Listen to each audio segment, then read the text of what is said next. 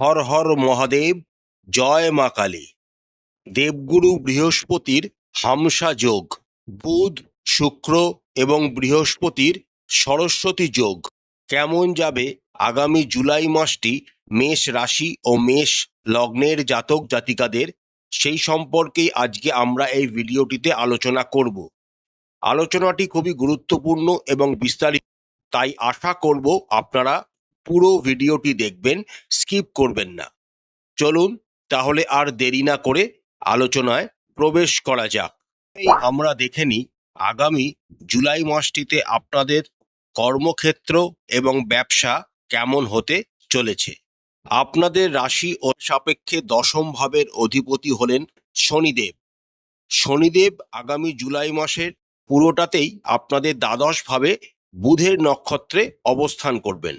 যে সমস্ত মেষ রাশি ও মেষ লগ্নের জাতক জাতিকারা নিজেদের জন্মস্থান থেকে দূরে কোথাও চাকরিতে রত রয়েছেন, তাদের জন্য সময়টা কিন্তু খুবই শুভ।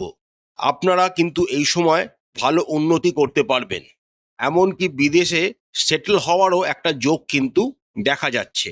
তবে যারা জন্মস্থানের খুব কাছাকাছি বা জন্মস্থানেতেই কর্মরত রয়েছেন, তাদের কিন্তু কাজের চাপ বাড়তে থাকবে। আশার কথা একটাই, চতুর্থভাবে এক্সল্টেড অবস্থায় বৃহস্পতি পুরো জুলাই মাস জুড়েই অবস্থান করবেন এবং তার সপ্তম দৃষ্টি আপনাদের দশম ভাবকে প্রভাবিত করবে, যেটি একটি অত্যন্ত শুভ দিক। কাজের চাপ থাকলেও আপনারা সেই চাপকে কাটিয়ে উঠতে পারবেন এবং কাজের জায়গায় ভালো করে পারফর্ম করতে পারবেন। 3 জুলাই অর্থাৎ মাত্র 3 দিনের জন্য আপনাদের চতুর্থ ভাবের ওপর সরস্বতী যোগ তৈরি হবে, যেটি একটি অত্যন্ত শুভ দিক এবং বুধ, শুক্র এবং বৃহস্পতির মতো 3টি শুভ গ্রহের সপ্তম দৃষ্টি আপনাদের দশম ঘরকে প্রভাবিত করবে, যার ফলস্বরূপ এই জুলাই মাসের এই প্রথম 3 দিন কর্মক্ষেত্রে আপনাদের বড় ধরনের কোনো উন্নতি, প্রমোশন বা বড় কোনো দায়িত্ব আপনাদের জীবনে কিন্তু আসতে পারে।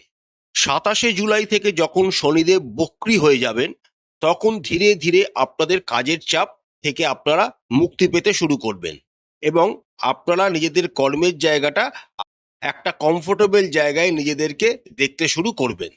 আমরা দেখে নিই যে সমস্ত জাতক জাতিকারা ব্যবসার সাথে যুক্ত রয়েছেন, তাদের আগামী জুলাই মাসটি কেমন কাটতে চলেছে। আপনাদের রাশি ও লগ্নের সাপেক্ষে সপ্তম ভাবের অধিপতি হলেন শুক্রদেব। 9 জুলাই পর্যন্ত শুক্রদেব আপনাদের চতুর্থ ভাবে অবস্থান করবেন এবং বৃহস্পতি যুক্ত অবস্থায় তিনি গোচর করবেন, যেটি একটি অত্যন্ত শুভ দিক। ফলস্বরূপ যারা রিয়েল এস্টেট, জমি সংক্রান্ত, কনস্ট্রাকশন সংক্রান্ত ব্যবসার সাথে যুক্ত রয়েছেন, তাদের জন্য সময়টা খুবই অনুকূল। এরপর 10 জুলাই থেকে শুক্র আপনাদের পঞ্চম ভাবে সিংহ রাশিতে গোচর করতে শুরু করে দেবেন। 10 জুলাইয়ের পর থেকে যে সমস্ত জাতক জাতিকারা কোনো রকম ইন্টেলিজেন্স রিলেটেড কর্মকাণ্ডের সাথে যুক্ত রয়েছেন, এডুকেশন রিলেটেড ব্যবসার সাথে যুক্ত রয়েছেন, তাদের জন্য সময়টা শুভ।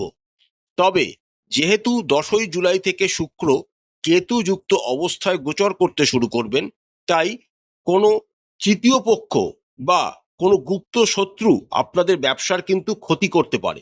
সেই দিক থেকে আপনাদের সাবধানতা অবলম্বন করতে হবে। তার সাথে বড় ধরনের কোনো ব্যবসায়িক ইনভেস্টমেন্টে কিন্তু এখন জড়াবেন না, সময়টা কিন্তু অনুকূল নয়। এবার আমরা দেখে নিই অর্থনৈতিক জীবন আগামী জুলাই মাসে আপনাদের কেমন কাটতে চলেছে। আপনাদের রাশি ও লগ্নাধিপতি মঙ্গল পুরো জুলাই মাস জুড়েই আপনাদের দ্বিতীয় ভাবে অবস্থান করবেন, অর্থাৎ প্রথম ভাবের অধিপতি দ্বিতীয় অবস্থান করার জন্য আপনারা কিন্তু অর্থনৈতিক স্টেবিলিটি নিজেদের জীবনে কিন্তু আনতে পারবেন। দ্বিতীয় ভাবের অধিপতি শুক্র 10 জুলাই পর্যন্ত আপনাদের চতুর্থ ভাবে অবস্থান করবেন। আগেই বলেছি যে সমস্ত মেষ লগ্নের জাতক জাতিকারা জমি সংক্রান্ত বিষয়, ফ্ল্যাট, বাড়ি, কনস্ট্রাকশন ইত্যাদি সংক্রান্ত বিষয়, রিয়েল এস্টেট সংক্রান্ত বিষয় ব্যবসা করছেন, তাদের জন্য কিন্তু প্রচুর অর্থনৈতিক লাভ হওয়ার একটা সম্ভাবনা রয়েছে।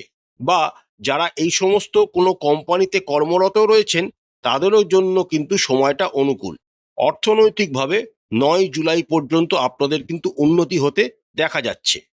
আপনাদের রাশির সাপেক্ষে একাদশভাবে রাহু পুরো জুলাই মাস জুড়েই অবস্থান করবেন, যেটি একটি অত্যন্ত শুভ দিক। রাহু একাদশভাবে কিন্তু প্রচুর সোর্স অফ ইনকাম জেনারেট করতে সাহায্য করেন এবং মাল্টি সোর্স অফ ইনকাম কিন্তু আপনি জুলাই মাসে যদি চেষ্টা করেন নিজেদের জন্য তৈরি করতে পারবেন। তবে একাদশ ভাবের অধিপতি শনি যেহেতু দ্বাদশ ভাবে 26শে জুলাই পর্যন্ত মার্গী অবস্থায় মীন রাশিতে অবস্থান করবেন এবং তিনি বুধের নক্ষত্রে অবস্থান করবেন, তাই কিছু অপ্রয়োজনীয় ব্যয় আপনাদের জীবনে কিন্তু আসতে পারে। বিশেষ করে স্বাস্থ্য রিলেটেড কোনো রকম ব্যয় আপনাদের পারিবারিক হতে পারে বা আপনার নিজের জন্য হতে পারে, তাতে হওয়ার সম্ভাবনা কিন্তু প্রবল। তবে যারা বৈদিকরা অর্জন করেন বা অর্জিত হয় এমন কোনো কর্মকাণ্ড বা ব্যবসার সাথে যুক্ত রয়েছেন, শনির এই অবস্থান তাদের জন্য কিন্তু খুবই শুভ। দ্বিতীয় ভাবের অধিপতি শুক্র আপনাদের জুলাই থেকেই পঞ্চম ভাবে গোচর করে যাবেন। এই সময়কালে আপনাদের মনে হতে পারে কিছু টাকা আপনারা শেয়ার মার্কেট, মিউচুয়াল ফান্ড ইত্যাদিতে ইনভেস্ট করার ইচ্ছা আপনাদের মনে কিন্তু জাগতে পারে। কিন্তু যেহেতু শুক্র কেতুযুক্ত অবস্থায় পঞ্চম ভাবে অবস্থান করবেন, তাই ভুল ইনভেস্টমেন্ট হওয়ার সম্ভাবনা কিন্তু দেখা যাচ্ছে। এই সমস্ত বিষয়গুলিতে ইনভেস্ট করার আগে অবশ্যই কোনো ভালো অর্থনৈতিক উপদেষ্টার মতামত নিয়েই এগোবেন। যে সমস্ত মেষ রাশি ও মেষ লগ্নের জাতক জাতিকারা জমি, বাড়ি ইত্যাদি ক্রয় করতে চান বা যানবাহন ক্রয় করতে চাইছেন, তারা জুলাই মাসটিকে কাজে লাগাতে পারেন। সময়টা খুবই অনুকূল। এবার আমরা দেখে নিই সবচেয়ে ইম্পর্টেন্ট বিষয়, স্বাস্থ্য আগামী জুলাই মাসে আপনাদের কেমন থাকতে চলেছে। আপনাদের সাড়ে সাতির প্রথম পর্যায় শুরু হয়েছে এবং 26 পর্যন্ত শনি মার্গী অবস্থায় বুধের নক্ষত্র রেবতী নক্ষত্রে অবস্থান করবেন। আপনাদের রাশি ও লগ্নের সাপেক্ষে রেবতী নক্ষত্র অর্থাৎ বুধ কিন্তু তৃতীয় এবং ষষ্ঠ ভাবের অধিপতি। সুতরাং নিজেদের শরীর স্বাস্থ্যের প্রতি কিন্তু যথেষ্ট নজর এই সময় রাখতে হবে। তার ওপর দ্বিতীয়ভাবে মঙ্গলের অবস্থান এবং শনি মহারাজের তৃতীয় দৃষ্টি দ্বারা মঙ্গল প্রভাবিত হওয়ার জন্য ছোটখাটো জায়গায় লেগে যাওয়া, রক্তপাত হওয়া, কোথাও হাড় মুচকে যাওয়া বা হোঁচট খেয়ে পড়ে যাওয়া ইত্যাদির মতো সমস্যা আপনাদের জীবনে আসতে পারে। তার সাথে রক্ত রিলেটেড কোনো রকম ইনফেকশন আপনাদের হওয়ার সম্ভাবনা কিন্তু দেখা যাচ্ছে। পঞ্চম ভাবে কেতুর অবস্থানের জন্য এবং তার ওপর রাহুর সপ্তম দৃষ্টি থাকার জন্য এবং তৃতীয় ভাবের অধিপতি শুক্র 10ই জুলাই থেকে যখন পঞ্চম ভাবে কেতু যুক্ত হয়ে গোচর করবেন, তখন থেকে আপনাদের কোনো গোপন রোগ বা গুপ্ত রোগ থেকে আপনাদের সাবধানতা অবলম্বন করতে হবে। কোনো যৌন রোগ কিন্তু আপনাদের জীবনে এই সময় চলে আসতে পারে, তাই অবশ্যই কোনো অসুবিধার সম্মুখীন হলে ভালো ডাক্তারের পরামর্শ নেবেন। বাইরের তেল মশলা এবং বাইরের জল খাওয়া থেকে নিজেদেরকে দূরে রাখবেন। প্রাণায়াম করবেন, মেডিটেশন করবেন, যদি সম্ভব হয় সকালবেলা মর্নিং ওয়াক বা যোগব্যায়ামের মতো অ্যাক্টিভিটিসে নিজেদেরকে জড়িয়ে রাখবেন। এতে আপনাদের শরীর স্বাস্থ্য ভালো থাকবে। এবার আমরা দেখে নিই আগামী জুলাই মাসটিতে আপনাদের প্রেম এবং বিবাহ জীবন কেমন হতে চলেছে।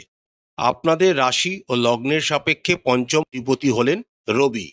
14ই জুলাই পর্যন্ত রবি আপনাদের তৃতীয়ভাবে বন্ধু রাশি মিথুন রাশিতে অবস্থান করবেন, যেটি একটি অত্যন্ত শুভ দিক।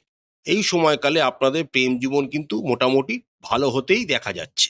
কিন্তু মনে রাখবেন 15ই জুলাইয়ের পর রবি আপনাদের চতুর্থ ভাব কর্কট রাশিতে গোচর করতে শুরু করবেন। জেনারেলি রবি কিন্তু জল রাশিতে খুব একটা ভালো ফল প্রদান করেন না। তার ওপর 10ই জুলাই থেকে শুক্র কেতু যুক্ত হয়ে আপনাদের পঞ্চম ভাবে কিন্তু গোচর করতে শুরু করবেন। তাই 10ই জুলাইয়ের পর থেকেই নিজেদের প্রেমিক বা প্রেমিকার সাথে সম্পর্কের অবনতি হতে পারে। বিশেষ করে কোনো অশালীন আচরণ বা অশ্লীল ব্যবহার আপনারা নিজেদের প্রেমিক বা প্রেমিকার সাথে এই সময় করে ফেলতে পারেন। তার সাথে প্রেমিক ও প্রেমিকার মধ্যে কোনো তৃতীয় ব্যক্তির আগমন হওয়ার সম্ভাবনা প্রবল। কোনো রকম যৌন জাতীয় কেলেঙ্কারি থেকে খুব সাবধানে আগামী জুলাই মাসটিতে আপনাদের থাকতে হবে।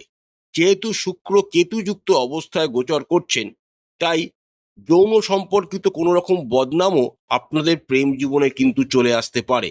তাই খুব সাবধানতা অবলম্বন করে 10ই জুলাইয়ের পর থেকে আপনাদের প্রেম জীবনটিকে হ্যান্ডেল করতে হবে।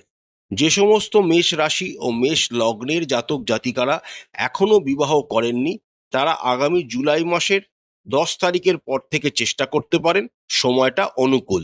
যে সমস্ত জাতক জাতিকারা বিবাহে আগামী জুলাই মাসে তাদের দাম্পত্য জীবন মোটামুটি শুভ বলা যেতে পারে। 10ই জুলাই পর্যন্ত আপনাদের সপ্তম ভাবের অধিপতি শুক্র আপনাদের চতুর্থ ভাবে অবস্থান করবে।